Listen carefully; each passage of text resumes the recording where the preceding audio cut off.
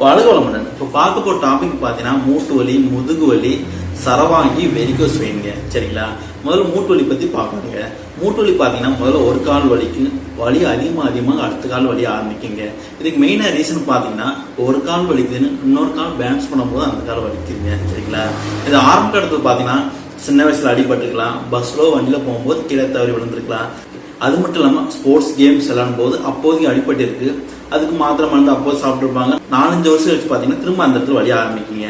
இந்த மாதிரி பிரச்சனைகளை நம்ம கிட்ட அருமையான ட்ரீட்மெண்ட் இருக்குங்க. ஒரு டைம் நேரம் வந்து பாருங்க, அருமையான ரிசல்ட் கிடைக்குங்க. சரிங்களா? அடுத்து பார்த்தீங்கன்னா முதுகு வலிங்க. சரிங்களா? உட்காந்து எந்திரிக்க முடியாது, கீழே குமிஞ்சு ஒரு பொருள் எடுக்க முடியாது, அது மட்டும் இல்லாமல் ஒரே இடத்துல அதிக நேரம் நிற்க முடியாது, உட்கார முடியாதுங்க.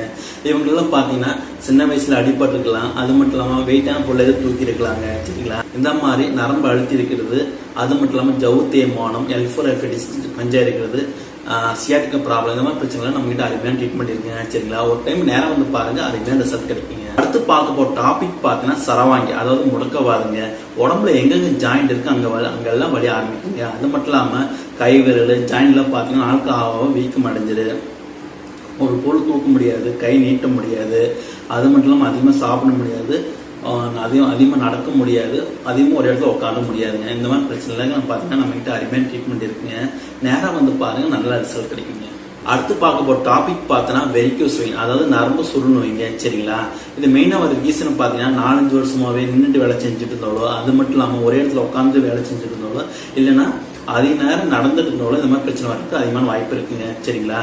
இது மெயினாக வர ரீசனை பார்த்தீங்கன்னா காலுக்கு போகிற ரத்தம் கம்மியாக இருந்தாலும் மெயினாக வருதுங்க. சரிங்களா? இது ஆரம்ப டேஜில் பார்த்தீங்கன்னா நரம்பு வந்து சுள்ள பச்சை தெரிய ஆரம்பிக்குங்க.